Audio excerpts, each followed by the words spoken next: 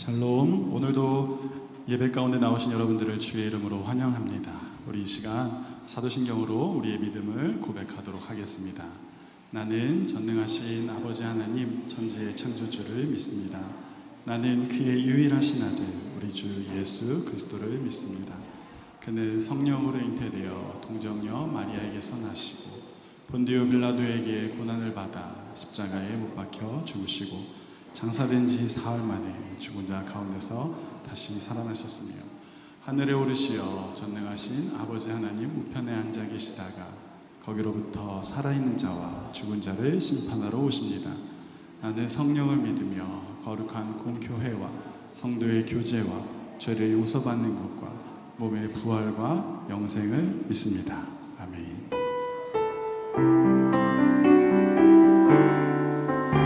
은혜의 주님 되신 우리 예배의 주인 되신 주님을 함께 고백하며 찬양하겠습니다. 이곳에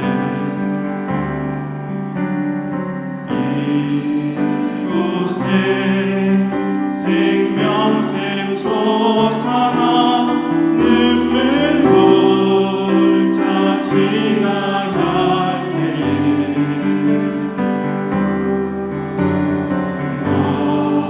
너잖아 열매 맺히고 웃음소리 넘쳐나리라. 다시 한번 고백합시다. 이곳에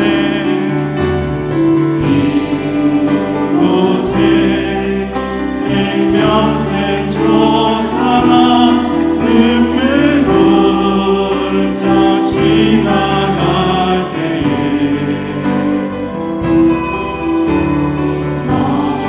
너잖아 열매 맺히고 웃음소리 넘쳐나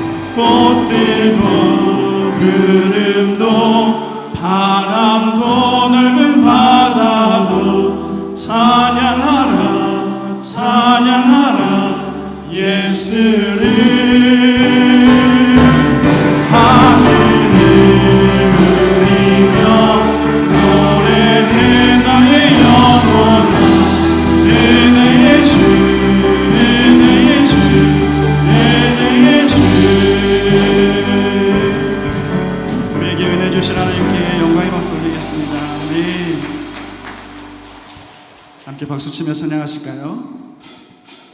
주님의 영광 나타나셨네.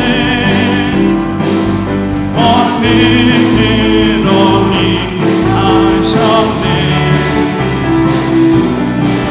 주님의 선한 살리신 주 성령 놀라우신 주. 우리 한 번 더 고백합시다. 주님의 영광, 주님의 영광 나타나셨네. 권능으로 임하셨네. 죽음의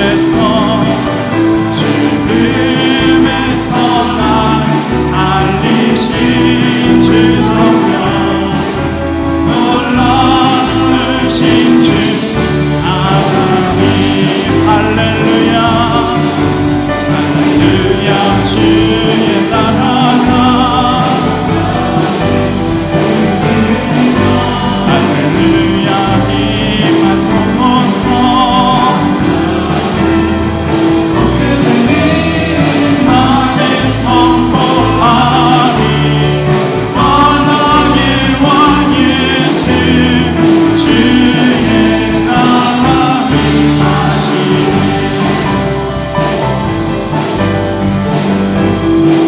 주님의 영광, 주님의 영광 나타나셨네. 권능으로 임하셨네. 죽음에서 내 선한 살리신 주 성령 놀라우신 주. 우리 함께 선포합시다. 할렐루야 할렐루야. 주의 나라가 할렐루야 임하소서. 어깨들이 나를 선포하리 만왕의 왕 예수 주의 나라. 할렐루야. 주의 나라가 할렐루야. 주의 나라가 눈을 떼며 할렐루야 임하소서. 어깨들이 나를 선포하리 만왕의 왕 예수 주의 나라 임하시네. 우리 하나님께 영광의 박수 올리겠습니다. 아멘.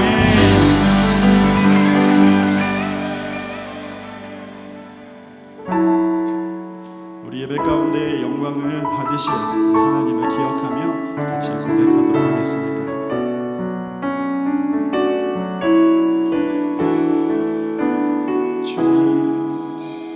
주님 큰 영광 받으소서.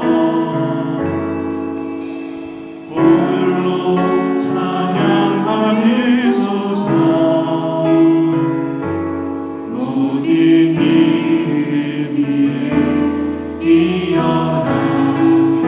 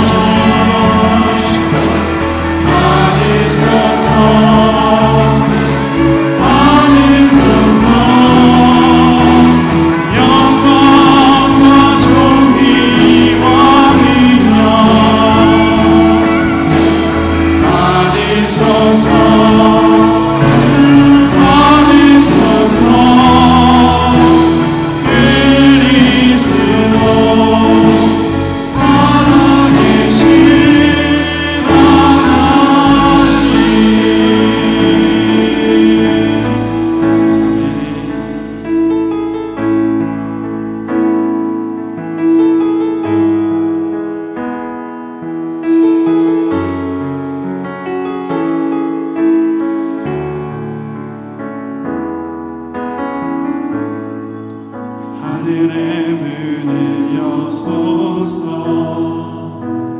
이곳을 주목하소서 주를 향한 노래가 꺼지지 않으니 하늘을 열고 오소서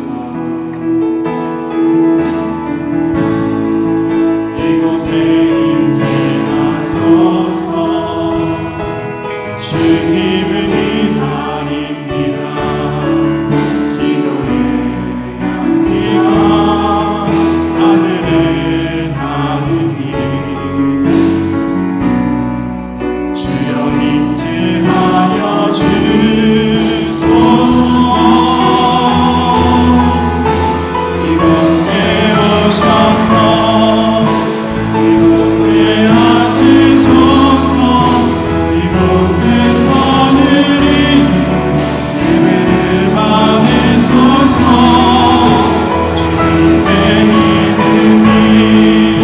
주님의 이름만이 오직 주의 이름만 이곳에 있습니다. 이곳에 오셔서 이곳에 앉으소서. 이곳에서 드리는 예배를 받으소서.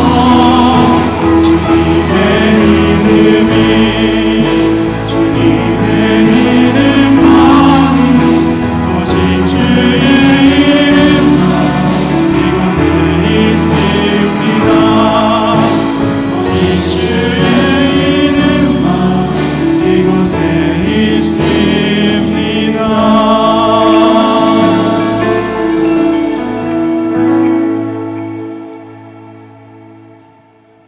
우리를 사랑하시고 우리를 위해 죽으시고 우리와 동행하시는 하나님, 이 시간 저희 성도들의 찬양과 경배와 예배를 기뻐 받아주시고 말씀과 은혜와 축복을 내려 주시옵소서.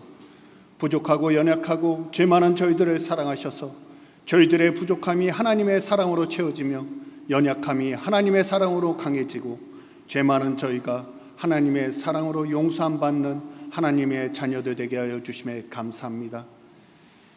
이상기온으로 인해 가뭄과 폭염으로 인해 홍수와 침수로 인해 강풍과 태풍으로 인해 세상에 많은 사람들이 사랑하는 가족과 이웃을 잃고 삶의 터전과 집을 잃는 일들이 발생하고 있습니다. 저희들 하나님의 도우심을 구하며 기도합니다. 그들을 위로하여 주시고 구원의 손길을 허락하여 주시옵소서. 저희들 상처받은 이웃을 도우며 위로하는 하나님의 자녀들 되게 하여 주시옵소서.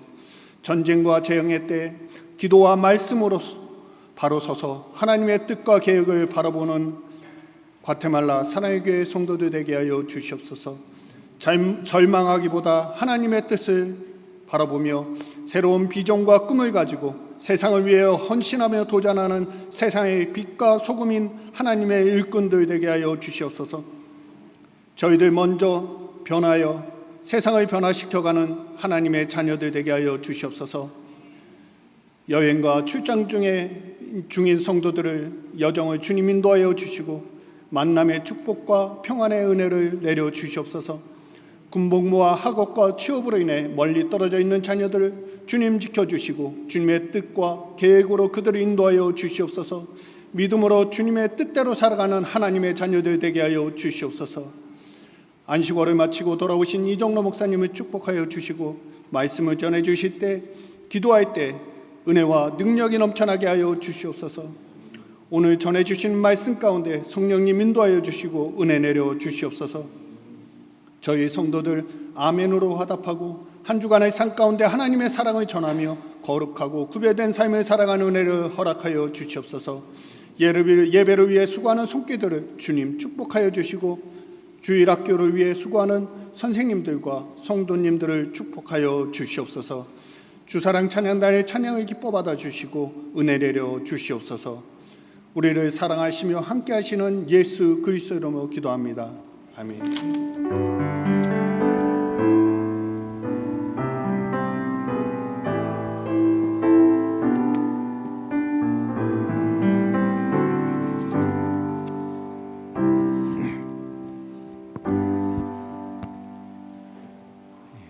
교회 소식 전하겠습니다. 우리 2024년도 피택 임직자 교육이 오늘부터 다시 시작이 됩니다. 오늘 오후 1시에 성가대실에서 있습니다. 해당되시는 피택 임직자들께서는 꼭 참석해 주시기 바랍니다. 저는 안식월 3개월 4월부터 6월까지 안식월을 잘 마치고 이렇게 무사히 복귀했습니다. 감사합니다. 우리 찬송가 317장 찬송하면서 준비한 예물 드리겠습니다.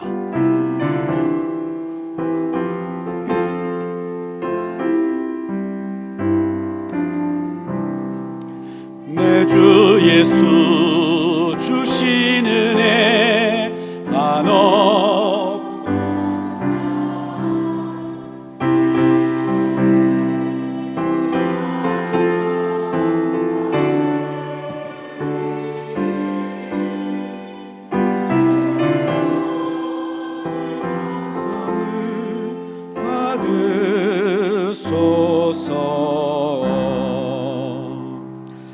거룩하신 아버지 하나님 감사합니다. 오늘도 주님의 사랑하는 자녀들이 믿음의 마음 담아서 귀한 예물 하나님께 드립니다. 한 분 한 분 꼭 주목하여 주시고 하늘의 풍성한 복으로 부어 주시옵소서.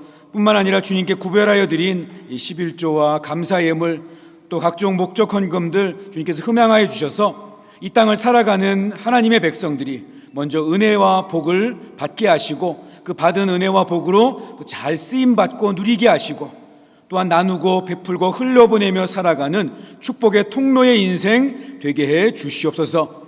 저희는 작은 것들입니다. 그러나 주님께서 이 예물 귀하게 사용하여 주셔서 쓰여지는 곳마다 영원히 살아나고 복되어지고 윤택해지는 하나님의 아름다운 역사가 일어나게 하여 주시옵소서.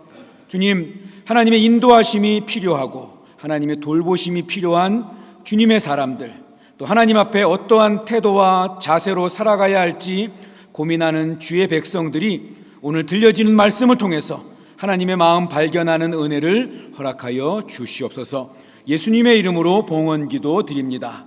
아멘. 오늘도 교회에 귀한 우리 방문하신 손님들이 계십니다. 우리 홍삼열 선교사님, 우리 최춘난 선교사님, 우리 자녀 주은이, 또 GMS 간사님, 박혜선 간사님 오셨는데요. 우리 자리에서 한번 잠시 일어나 주시겠습니까?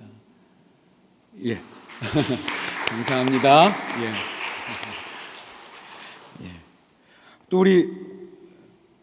우리 이종희 집사님, 딸 우리 수민이가 오래간만에 또 왔네요. 어디 있죠? 우리 잠시 한번 일어나 주세요.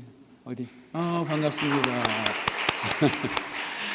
예, 우리 방학 때가 되니까 우리 아이들도 오고 또 손님들도 오고 교회가 참 즐겁고 행복해지는 것 같습니다. 예. 자, 오늘 우리에게 주신 하나님 말씀 고린도전서 15장 9절에서 11절입니다. 고린도전서 15장 9절에서 11절, 신약성경 281쪽입니다. 하나님이 주시는 말씀을 제가 봉독하겠습니다. 나는 사도 중에 가장 작은 자라. 나는 하나님의 교회를 박해하였으므로 사도라 칭함받기를 감당하지 못할 자니라.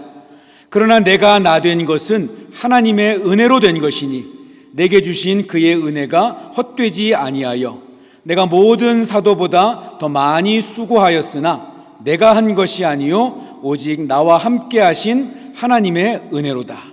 그러므로 나나 그들이나 이같이 전파하매 너희도 이같이 믿었느니라. 아멘. 성도 여러분, 반갑습니다. 반가운 거죠. 그동안 평안하셨죠? 저는 3개월 동안 잘 지내고 왔습니다. 우리 아까 오전에도 어떤 분이 목사님 잘 지낸 표가 얼굴에서 난다고, 많이 얼굴도 좀 둥그레지고 잘 좀 찐 것 같다고. 제가 보고 싶다는 연락을 저한테 이제 안 하셨는데 안식월 동안 방해될까 봐 잘 쉬라고 일부러 꾹 참으면서 연락 안 하신 줄로 믿고 있겠습니다. 저를 기다리고 있다는 그런 이야기도 들으면서 기다려주는 분이 계시고 또 돌아갈 곳이 있는 제가 참 행복한 사람이다라는 생각을 하게 됐고요. 그리고 굉장히 반갑고 감사한 마음으로 다시 돌아와 이 자리에 설 수 있게 되었습니다. 그동안 기도해 주시고 기다려 주셔서 정말 감사드립니다.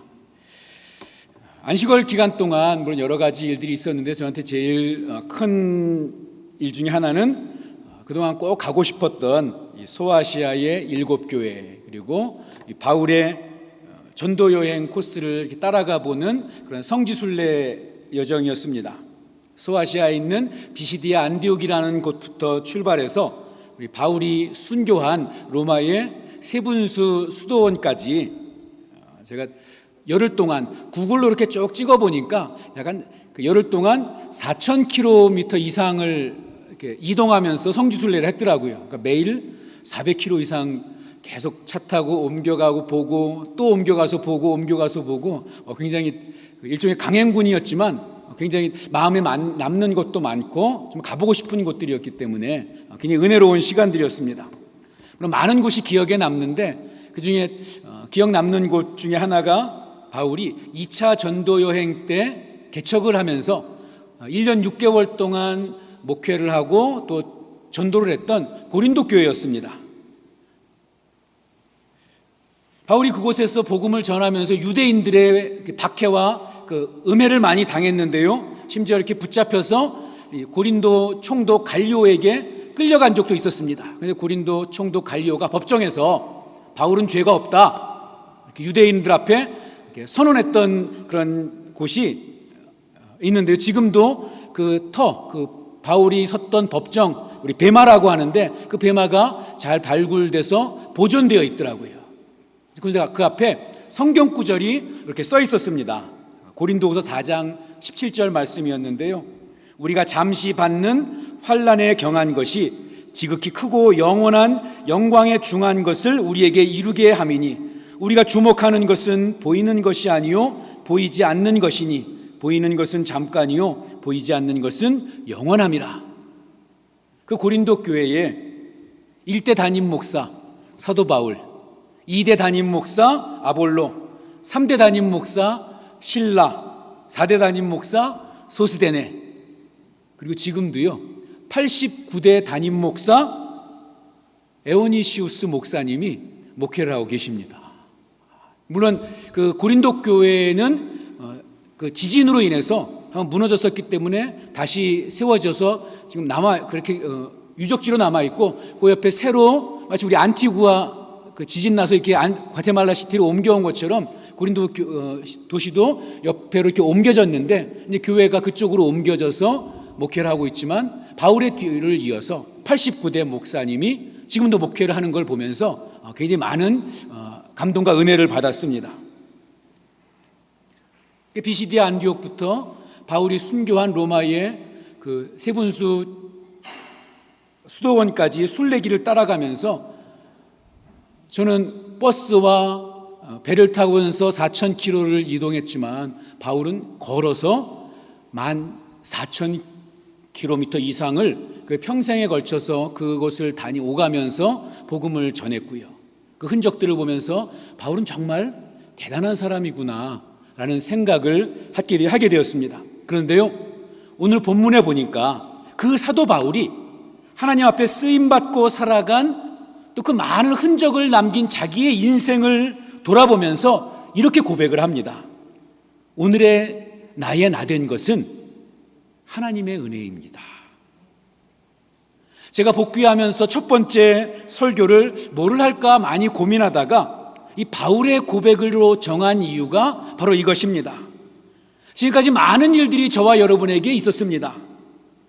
우리가 지나온 우리의 시간들을 돌아보면서 그때 내가 그 방법으로, 그때 그 결정을 했기 때문에, 그때 그 사건이, 또 그때 그 사람이 나를 도와줘서 그래서 내가 여기에 있게 되었다라고 생각할 수 있지만, 그런데 생각하면 생각할수록 우리의 인생에, 나의 지나온 시간에 하나님께서 나를 위로해 주시고, 하나님께서 나를 붙들어 주시고, 하나님께서 나를 덮어주시고, 하나님께서 나를 그렇게 격려해 주신 그 은혜가 나를 이 자리에 있도록 인도해 주셨고, 그래서 우리가 붙들 것은 하나님의 은혜밖에 없구나라는 것을 오늘 말씀을 통해서 함께 나누려고 합니다.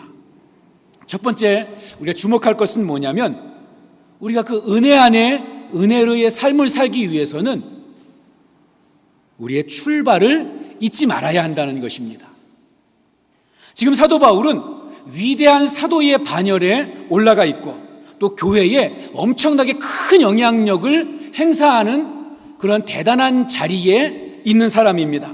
그런데 그런 자리에 있으면서도 이 사도 바울은 자꾸 그런 생각이 드는 거예요. 어떤 마음이냐면 9절 말씀입니다. 9절 말씀 같이 읽어보겠습니다. 9절 시작. 나는 사도 중에서 가장 작은 자라. 나는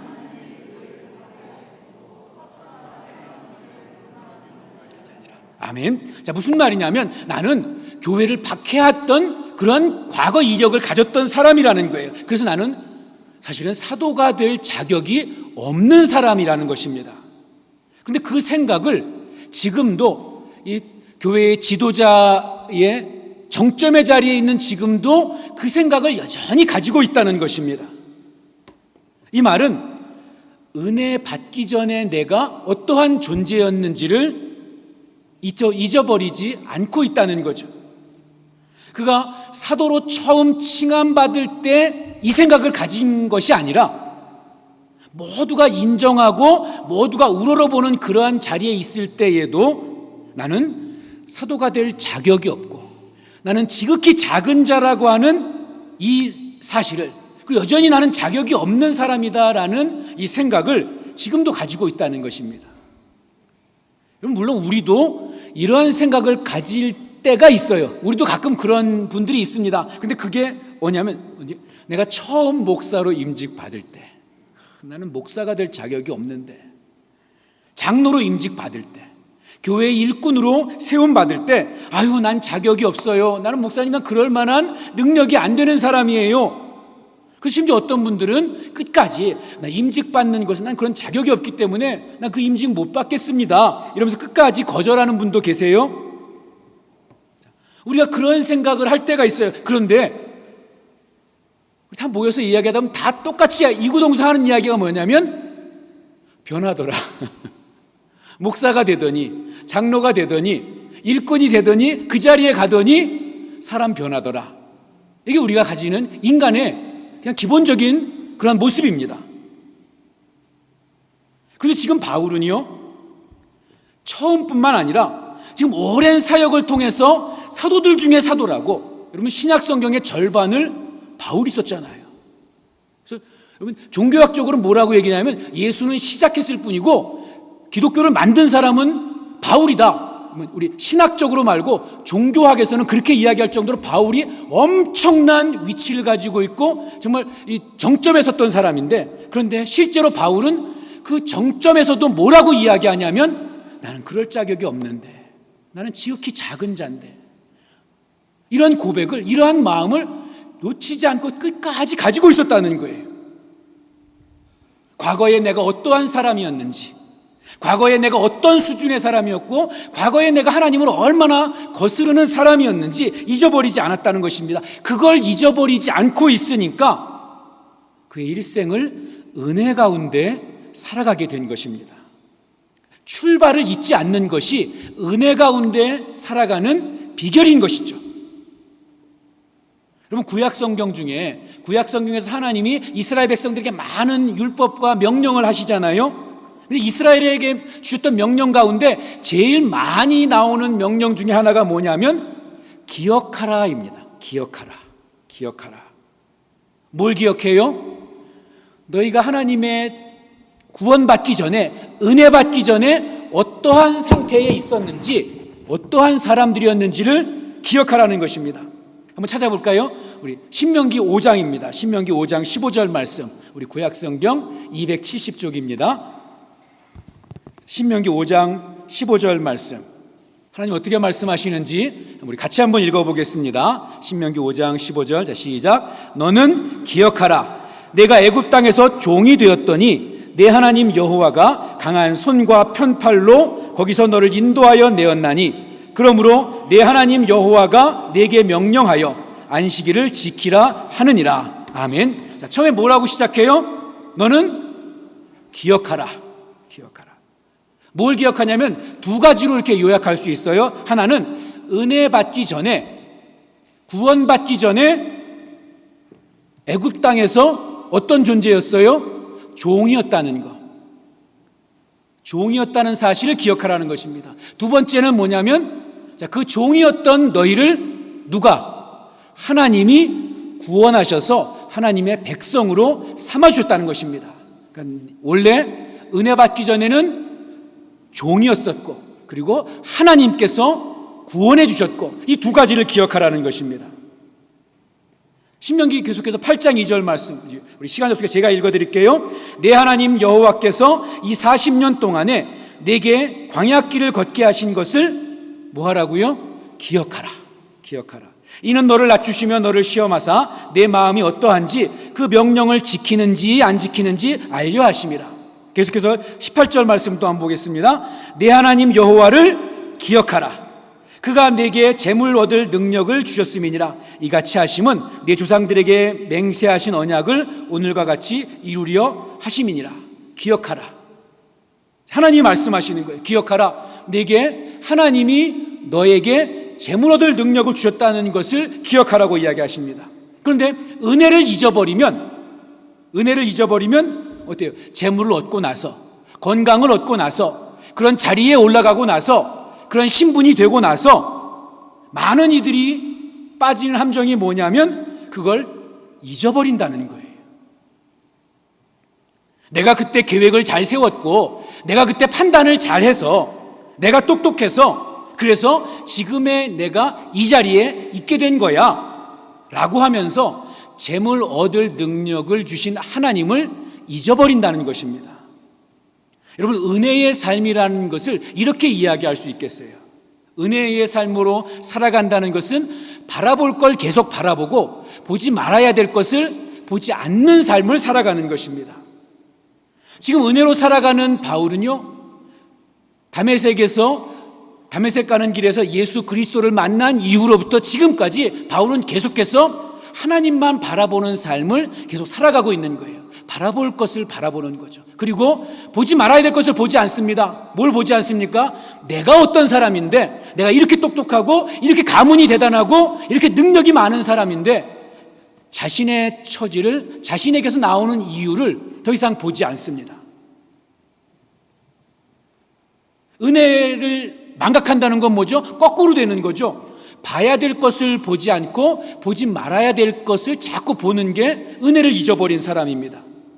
내가 재물을 얻고 나니까, 지위를 얻고 나니까, 건강을 얻고 나니까, 영향력을 가지고 나니까 자꾸 무슨 생각이 드냐면 내가 이렇게 된 이유를 하나님이 아니라 나에게서 자꾸 찾는 거예요. 나를 바라보고 하나님을 바라보지 않는 것, 그게 은혜를 잊어버린 그러한 삶인 것입니다. 하나님이 이스라엘 백성들에게 기억하라, 기억하라, 이 기억하라는 말을 자꾸 하시는 이유가 뭘까요? 잊어버리니까, 기억하지 않으니까. 이스라엘 백성들이 잊어버리기 때문에 그래요. 가나안 땅에 들어와서 이제 등 따시고 배부르니까 자꾸 잊어버립니다. 뭘 잊어버려요? 자기들이 예전에 애굽의 종이었던 거. 심지어 어떤 종입니까? 그냥 노예만 하는 그런 종들이 아니라 아들을 낳으면 어떻게 해요? 애굽 나일강에다 던져서 죽여야 되는, 아들을 다 죽여야 된다는 건 뭐 미래가 없는 정말 끔찍한 종살이잖아요. 근데 그런 상태에서 누가 하나님이 구원해 주셨다는 거, 근데 이걸 잊어버리는 거죠. 잊어버리니까 어떻게 됩니까? 사무엘상 8장 4절 말씀 한번 볼게요. 사무엘상 8장 4절 말씀. 여기에 보면 이스라엘 백성들이 하나님을 잊어버리고 누구를 찾냐면 왕을 찾아요. 인간 왕을 달라고 요구하기 시작합니다. 근데 그 말씀 속에 하나님의 아픔이 담겨 있어요. 이스라엘이 가나안 땅에 들어와서 이제 나라를 이루고 군대도 만들고 정치도 하고 또 사람들이 여러 신분과 제도를 만들어 놓은 다음에 자꾸 그러면서 어떤 생각을 자꾸 하게 되냐면, 딱 보니까 주변에 많은 가나안 나라들도 있잖아요. 이렇게 보니까 세상을 움직여가는 게 하나님이 아니라 저는 사람들이 만들어 놓은 그 사람들의 재능과 그런 정치 이런 게 세상을 움직이고 주도하는 것처럼 생각이 자꾸 드는 거예요. 그래서 그들도 사무엘에게 찾아가서 우리도 왕을 세우게 해주십시오, 우리에게도 왕을 주십시오 요구를 합니다. 사무엘상 8장 4절 말씀에는 여기 하나님의 마음이 담겨 있는데요, 제가 읽어가면서 설명을 드릴게요.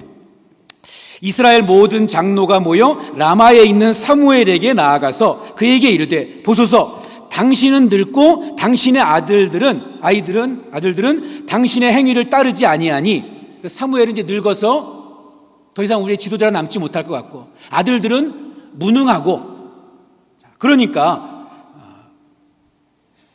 모든 나라와 같이 우리에게 왕을 세워서 우리를 다스리게 하소서 한지라. 우리에게 왕을 주어 우리를 다스리게 하라 했을 때에 사무엘이 그것을 기뻐하지 아니하여 여호와께 기도하매 여호와께서 사무엘에게 이르시되, 백성이 내게 한 말을 다 들으라. 이는 그들이 너를 버림이 아니요 나를 버려 자기들의 왕이 되지 못하게 함이니라.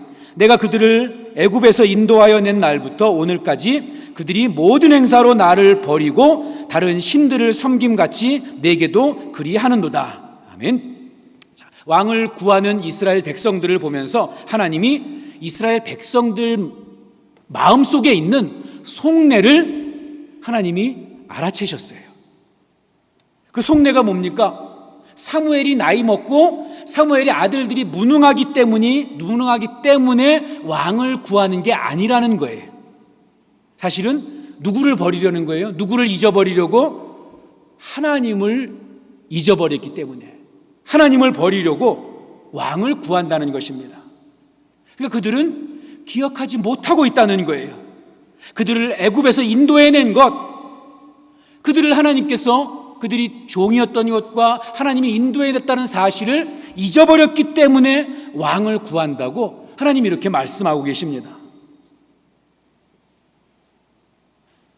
종이었던 그들을 가나안까지, 여기까지 인도하고 건져내시고 인도하신 분이 하나님이잖아요. 이걸 오늘 설교 주제대로 표현하면 뭡니까? 은혜로 이스라엘이 여기까지 왔다는 것입니다. 그런데 이제 그 은혜를 누리고 그 은혜 때문에 풍성하고 그렇게 살게 되었는데 그 은혜를 저버리는 거예요. 더 이상 하나님 바라보고 살지 않겠다는 것입니다. 왜요? 머릿속에 생각이 있는 거죠. 내가 세상들을 보니까 하나님 방법 가지고는 이 세상에서 누리며 살지 못하겠네. 하나님 방식, 아주 성경 말씀대로 살면 이 세상에서 큰소리치며 살지 못하겠네. 이 생각이 드는 거예요. 여러분, 지금 21세기 지금만 그런 것이야. 지금만 우리가 세상을 보면서 그런 생각을 하게 되는 것이 아니라 여러분, 구약 성경 시대에도 끊임없이 사람들은 그 생각 가지고 살았다는 거예요. 하나님 말씀대로 살면 성공하지 못하겠네. 하나님 말씀대로 살면 세상에서 위에 서지 못하겠네. 이런 생각을 구약 시대에도 똑같이 하고 살았다는 것입니다. 오늘 표현으로 하면 뭐예요? 은혜를 저버리는 거죠. 사무엘상 또 우리 9장 21절에 보면 드디어 이스라엘에게 이제 첫 번째 왕을 하나님이 허락해 주십니다. 사울이죠. 사울이 왕이 되는 장면이 나와요.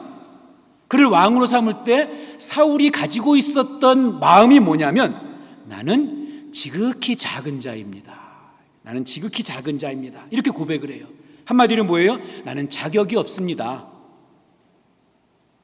사울이랑 그러고 보면 사도 바울도 원래 이름이 뭐예요? 사울이죠. 사도 바울도 이 베냐민 지파, 같은 지파예요. 이 이스라엘 첫 번째 왕, 그리고 사도 바울 사실 같은 이름이었고 같은 지파였는데 같은 고백을 하네요. 나는 지극히 작은 자입니다. 이게 뭐예요? 나는 왕이 될 자격이 없습니다. 사도 바울도 그랬잖아요. 나는 사도 될 자격이 없습니다. 그런데 하나님께서 하나님의 은혜로 왕이 되었습니다. 이게 은혜의 출발점이거든요. 사도 바울은 이 은혜를 끝까지 지켜갔어요. 사울왕은 어땠을까요? 사울왕은 사무엘상 이제 9장에서 넘어가서 15장에 가보면은요, 사무엘상 15장 17절에서 23절에 이렇게 보면 더 이상 순종하지 않아요. 순종하지 않아요. 바울은 안 변했는데 사울왕은 변했어요. 자, 순종하지 않는다는 게 무슨 뜻인가요? 처음에는 나는 지극히 작은 자입니다 했는데 이제는 어떤 마음이 내가 이 자리에 왔는데 내가 이렇게 대단하고 이렇게 큰 사람인데 이런 마음이 자기에게 들기 시작했다는 것입니다. 사무엘상 15장 19절입니다. 어찌하여 왕이 여호와의 목소리를 청종하지 아니하고 탈취하기에만 급하여 여호와께서 악하게 여기시는 일을 행하였나이까? 사무엘이 사울왕을 꾸짖으면서 한 이야기죠. 자, 이 사울왕이 어떤 마음을 가지고 있어요? 더 이상 여호와의 목소리를 청종하지 않고 하나님의 말씀보다 하나님이 이야기해 주신 것보다 뭐가 더 귀중해요? 뭐가 더 대단해요? 내 생각이 더 훌륭하고 내 생각이 더 똑똑하다는 거예요. 내 논리, 내 생각이 앞섭니다. 그럼 불순종이 그거잖아요. 불순종이 뭐 다른 겁니까? 하나님 말씀보다 내 이야기가 앞서는 거예요. 내 논리가 앞서는 것입니다. 내 논리가 앞서니까 누구 이야기대로 내 속에서 나오는 내 생각대로 살아가는 거예요. 그러면 안 되는데 옆에서 이야기해줘도 귀를 막고 안 들어요. 왜요? 내 생각이 제일 똑똑하거든요. 여러분 정말 내 생각이 제일 똑똑한가요? 내 생각이 내 논리가 제일 맞나요? 우리 그런 생각 가운데 살죠. 근데 한번 이거 여쭤볼게요. 여러분, 여러분의 자녀들이 여러분처럼만 살았으면 좋겠습니까? 한번 생각해보세요. 여러분의 자녀들이 그냥 나만큼만 살면 난 정말 좋겠다 이렇게 생각하세요? 저는 안 그래요. 나같이 살면 안 되는데 더 뛰어나고. 여러분 그러면 내 생각이 제일 똑똑한데 나만큼만 살면 그것만큼 대단한 게 어딨어요? 근데 우리 그렇게 생각 안 하거든요. 뭐예요? 내 생각, 내 논리가 사실은 우리가 생각하는 것처럼 대단하지 않다는 거예요. 그러니까 우리 자녀들도 그렇게 생각을 하지. 그런데 이 현실에서는 실제 시간에서는 내가 제일 똑똑하고 그래서 하나님이 말씀하시는데도 하나님 그거 아니죠. 자, 사울이 어떻게 합니까? 이렇게 해요. 사울이 사무엘에게 이르되 나는 실로 여호와의 목소리를 청종하여 여호와께서 보내신 길로 가서 아말렉 왕 아각을 끌어왔고 아말렉 사람들을 진멸하였으나 다만 백성이 그 마땅히 멸할 것 중에서 가장 좋은 것으로 길갈에서 당신의 하나님 여호와께 제사하려고 양과 소를 끌어왔나이다 하는지라. 하나님께서 아말렉은 이스라엘의 원수고 하나님이 원수라고 말씀한 그런 족속이에요. 출애굽했을 때 이스라엘을 그 광야길에서 이스라엘을 제일 먼저 공격한 족속이 이 아말렉입니다. 그것도요 정면으로 붙어 싸운 게 아니라 뒤를 쫓아오면서 계속 맨 뒤에는 대부분 어때요? 약하고 그 어린 그 사람들이 힘들게 쫓아오잖아요. 그 뒤에서 계속 공격하는 거예요. 얼마나 야비해요. 그러니까 하나님이 내가 다른 건 몰라도 이 아말렉은 내가 지구상에서 멸종시켜버리겠다, 진멸해버리겠다. 하나님이 그렇게 약속하셨거든요. 그대로 해서 이제 사울에게 그 일을 맡겼는데, 그런데 어떻게 해요? 사울이 진멸하지 않아요. 보니까 아각이 좋은 재물 많이 가지고 있거든요. 그 아가강 살려두고. 저 보니까 저 양과 소, 저 그냥 버리기, 그냥 다 죽이기 아깝단 말이에요. 그거 남겨와요. 그러면서 뭐라고 이야기합니까? 내가 하나님 명령 잘 지키는 사람입니다. 다만 내 생각에는 하나님은 다 죽이라고 했는데 내 생각에는 요거 하나님께 제물들로 드리면, 하나님께 제사 드리면 참 좋겠는데, 사실 딴 생각이 있는 거죠. 하나님께 일부 제사 드리고 자기가 가지고 싶으니까. 그래서 뭐라고 해요? 내 생각에는 이렇게 하나님을 섬기는 게 하나님을 더 하나님 기쁘시게 하는 거라고 생각을 해서, 하나님 말씀대로 하는 것보다 제사 잘 드리면, 좋은 걸로 제사 드리면 그 하나님이 더 기뻐하실 것 같으니까, 그래서 하나님 명령을 따르지 않습니다. 참 재밌죠? 나는 하나님을 위하는 사람이야 라고 말하지만 정작 입으로는 그렇게 이야기하는데 실제로는 어떻게 해요? 성경에서 하나님 말씀하신 대로 순종하지 않고 내 논리대로 요게 더 좋겠는데 이렇게 하면 하나님께 영광되는 거지 하면서 내 논리대로 신앙생활 하려고 하는 거예요. 그런데 그게 이스라엘의 위기가 되고 사울의 위기가 됩니다. 그래서 22절에 사무엘이 이렇게 말하잖아요. 하나님 말씀에 순종하는 것하고 그 좋은 것, 좋다고 하는 세상 사람들이 말하는 좋은 것으로 제물로 드리는 것하고 하나님이 뭘 더 기뻐하시겠습니까? 그래서 유명한 말씀이죠. 순종이 제사보다 낫고 듣는 것이 순양의 기름보다 낫습니다. 그래서 계속해서 이렇게 사무엘이 이야기를 해줘요. 이는 거역하는 것은 점치는 죄와 같고. 여러분, 거역한다는 것이 무엇입니까? 하나님 이렇게 말씀하셨는데 하나님 말씀하신 것보다 내 얘기, 내 논리를 더 앞세우는 게 그게 거역하는 거죠. 거역하는 것이 뭐와 같다고요? 점치는 것하고 마찬가지래요. 점치는 게 뭡니까? 우상숭배잖아요. 여러분, 불순종이 우상숭배예요. 불순종이 우상숭배입니다. 내가 우상이 되는 거니까. 불순종이, 내 생각이 더 앞서는 이 불순종이 우상숭배예요. 그 다음에 또 뭐라고 얘기해요? 완고한 것은 사신 우상에게 절하는 것 죄와 같음이라. 완고하다는 것이 무엇입니까? 아무리 하나님의 말씀으로 권해도 내 고집 꺾지 않는 거예요. 내 고집 꺾지 않는 것.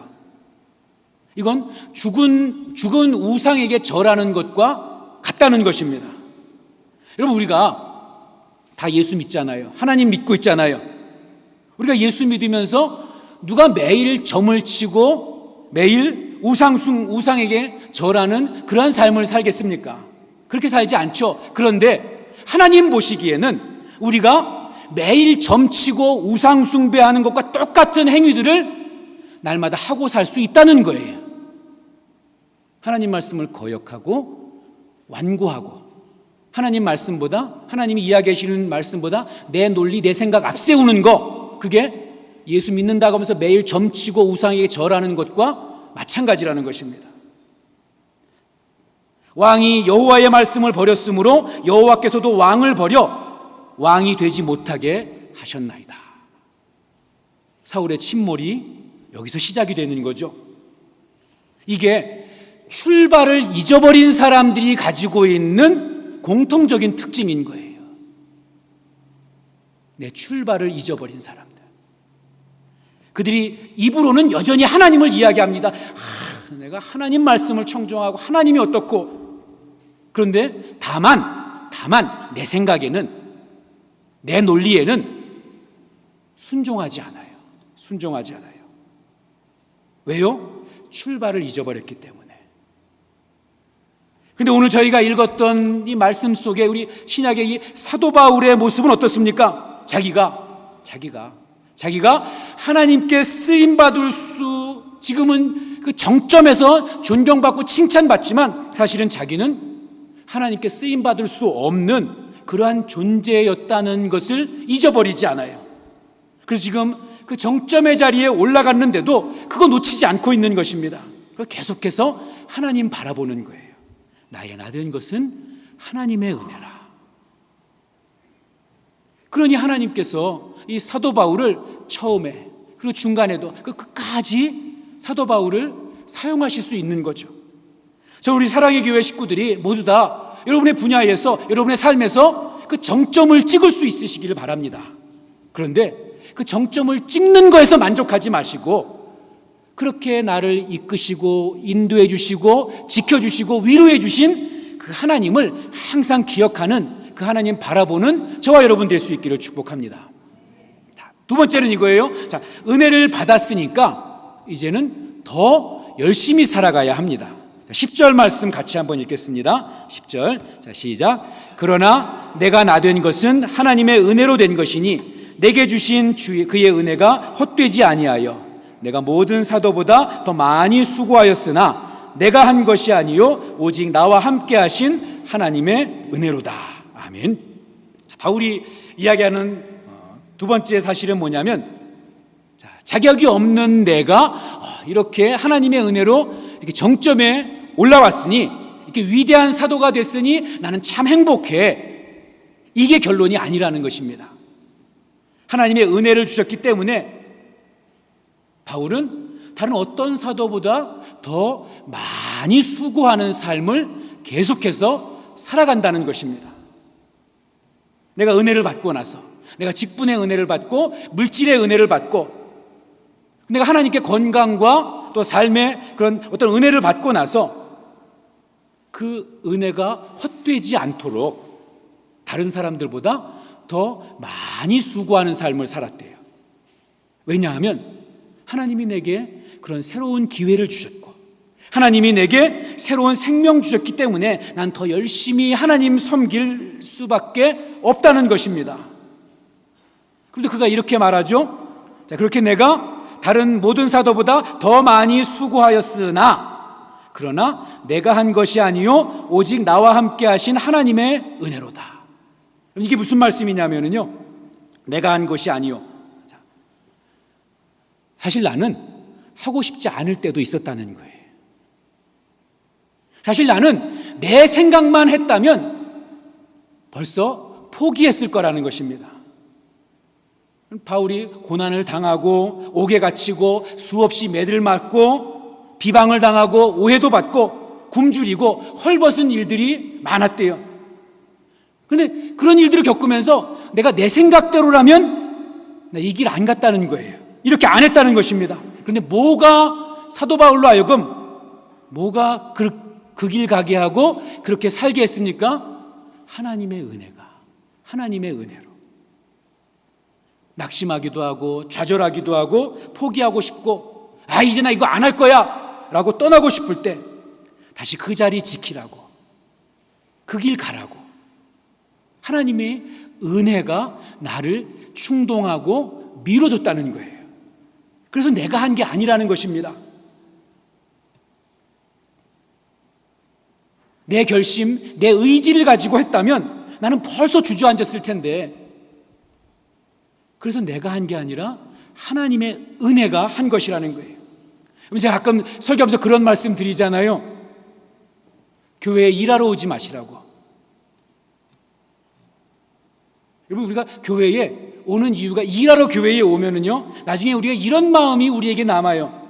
내가 어떻게 일했는데, 내가 어떻게 그때 참았는데, 이거 내가 한 건데, 저것도 내가 한 건데, 내 손길이 들어간 건데.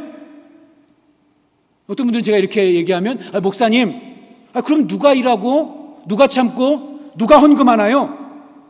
누가 해요? 은혜 받은 사람들이 하게 돼 있어요.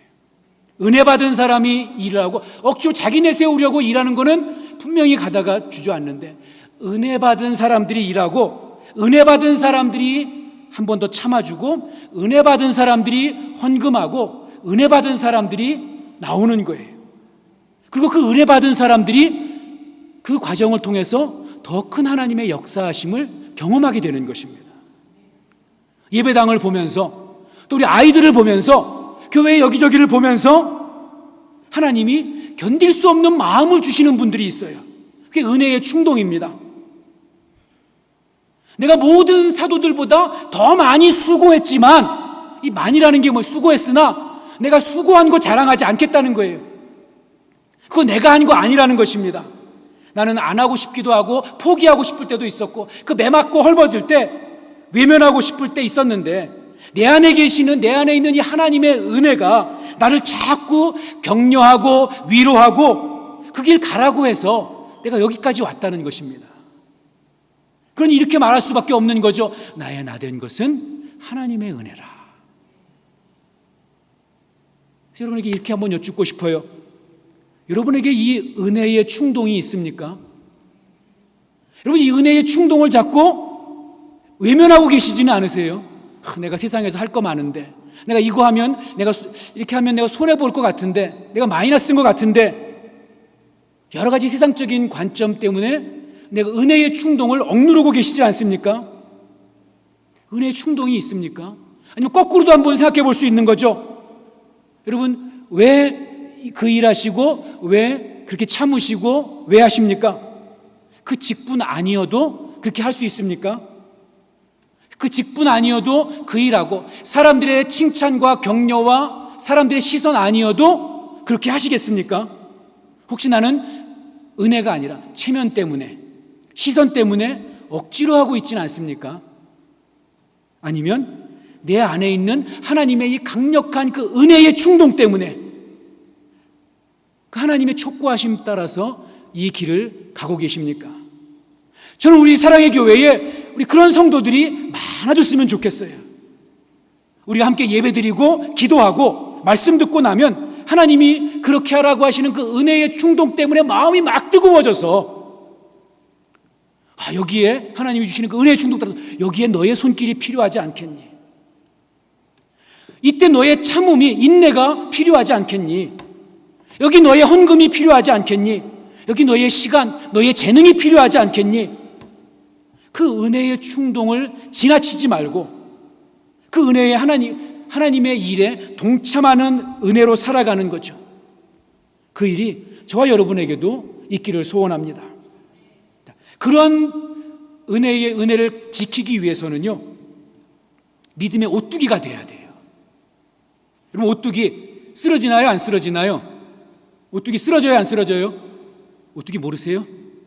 진라면 만드는 회사에 이렇게 오뚜기 쓰러집니까? 안 쓰러집니까? 안 쓰러지는 게 아니죠. 안 쓰러지면 기둥이죠. 쓰러지는 것 같으나 다시 회복되는 거죠. 이렇게 밀면 왼쪽으로 갔다가 다시 똑바로 서고, 오른쪽으로 갔다가 똑바로 서고 다시 일어나는 거예요. 왜 일어나죠? 오뚜기가 왜 다시 일어납니까? 자기의 의지와 결단 때문에, 나는 반드시 일어날 거야, 의지와 결단 때문입니까? 아니죠. 중심이 있기 때문에 그래요. 중심이 있기 때문에. 은혜가 중심이 돼서, 우리 신앙의 중심의 자리에 그 은혜가 있어서 그 은혜를 경험하기 때문에, 그래서 그러면 우리가 어떠한 상황과 어떠한 환경 가운데서도 다시 일어나게 되는 거죠. 그럼 우리가 바른 그런 신앙을 지키며 살게 됩니다. 그러니까 은혜 없이 신앙생활 하는 거는요, 정말 불쌍하고 끔찍한 일이에요. 은혜를 경험하셔야죠. 여러분, 저와 여러분이 우리가 누구였는지, 우리의 하나님을 알기 전에 하나님을 거슬러 살던 우리의 출발을 잘 기억하고 잊지 마시고, 그래서 바른 믿음의 중심을 잘 붙드시고, 그러니 저와 여러분이 조금 어려운 환경과 그런 처지, 여건에 있더라도 다시 주님의 그 은혜를 바라보고 사모하면서 믿음의 걸음을 포기하지 않는, 그리고 하나님 앞에서 끝까지 아름답게 잘 쓰임받는 그런 저와 여러분 되기를 주님의 이름으로 축복합니다. 이 시간 우리 말씀 생각하면서 한번 기도했으면 좋겠습니다. 우리 찬양팀도 한번 나와주시고요.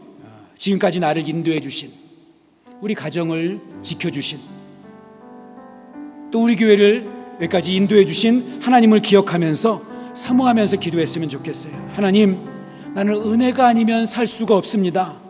그러면 하나님의 은혜가 다시 나에게 임하시면 내 오뚜기 같이 그 은혜를 중심으로, 은혜를 중심 삼아서 다시 하나님 말씀하시는 착하고 아름다운 좋은 믿음의 태도를 지키며 살아갈 수 있겠습니다. 하나님, 내게 은혜 허락하여 주시옵소서. 은혜 없이 신앙생활하는 그런 끔찍한 모습 되지 않게 하시고, 하나님 내게 은혜 허락하셔서 지나간 시간은 하나님께 감사하고 또 앞으로 나아갈 시간도 하나님 의지하면서 믿음, 은혜 가운데 살아가는 그런 삶이 되게 해달라고 시간 함께 한 1, 2분 정도 같이 합심으로 기도하겠습니다. 하나님 앞에 자격이 없는 우리들이 하나님의 자녀로 부름받고 하나님 아무 조건도 갖추지 못한 우리가 늘 주님에게 새 힘을 받고 은혜 가운데 살까지 왔습니다.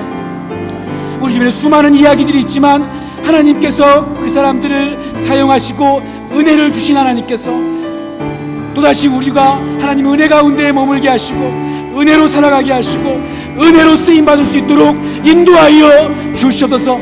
우리 성도들 한 사람 한 사람 그렇게 은혜 가운데 살게 하시고 그런 가정 되게 하시고 하나님 특별히 우리 자녀들이 은혜를 떠나지 않는 은혜 가운데 머무는 우리 자녀들 될 수 있도록 하나님 인도하시고 함께 하옵소서. 맞아요, 하나님.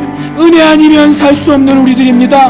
은혜가 아니면 가히 쓰임받을 수 없는, 그런데 하나님 어느 순간인가 우리가 그 은혜를 잊어버리고 은혜를 놓쳐버리고 내 생각, 내 판단, 내 결심을 가지고 내 신앙생활 이끌어가고 이 길 걸어왔습니다.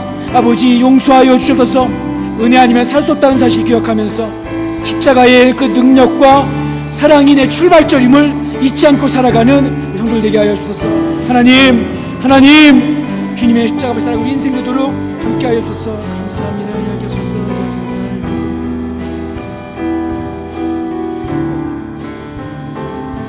우리 함께 찬양할까요? 어둠 속 헤매던 내 영혼. 우리 찬양합니다.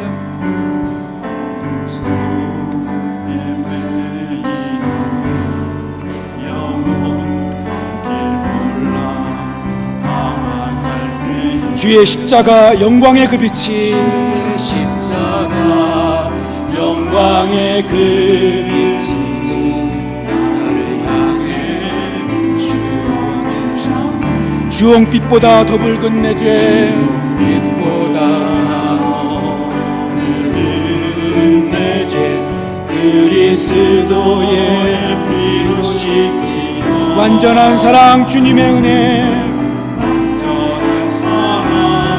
이게 우리의 출발점입니다. 잊지 말아야 합니다. 은혜 아니면 나서지 못하네. 은혜 아니면 나서지 못하네. 십자가의 사랑 나서지 못하네. 은혜 아니면 나서지 못하네. 은혜 아니면 나서지 못하네.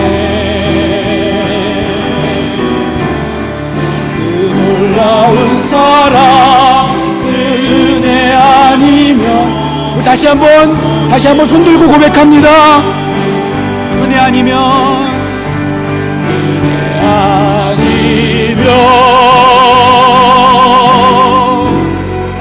나서지 못하네. 십자가의 그 사랑 아니면 나서지 못하네. 은혜 아니면 나서지 못하네. 놀라운 사랑, 그 은혜 아니면 나서지 못하네. 아멘. 우리 기도하겠습니다.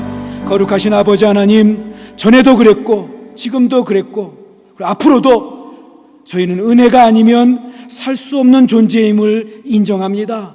지나온 시간을 돌이켜볼 때 내가 어떠한 사람이었는지 다시 기억하게 됩니다.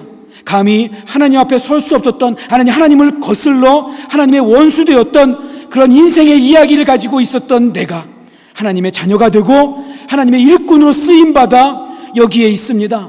은혜로 여기까지 나왔습니다. 하나님, 아무리 내 상황, 내 조건, 내 자리가 변한다고 할지라도 절대로 아버지 하나님 바라보는 믿음의 시선 놓치지 않게 하시고, 내 목소리와 내 판단과 내 의지와 내 능력에 매몰되는 인생이 아니라 오직 그리스도의 은혜로 살아가는 우리 모두가 될 수 있도록 인도해 주셔서 다가오는 시간과 상황이 어떠하든지 여전히 하나님의 은혜만 우리에게 있다면 내가 다시 걸어갈 수 있고, 우리 자녀들이 다시 살아갈 수 있고, 우리 가정은 다시 일어설 수 있으며, 우리 교회는 하나님께 쓰임받을 수 있다는 그런 바른 소망 가지고 살아가는 우리 성도들 꼭 되게 하여 주시옵소서. 그러기에 하나님, 우리 사랑하는 성도들 은혜로 지켜주시고 은혜로 보호하여 주시고 함께 해 주시옵소서.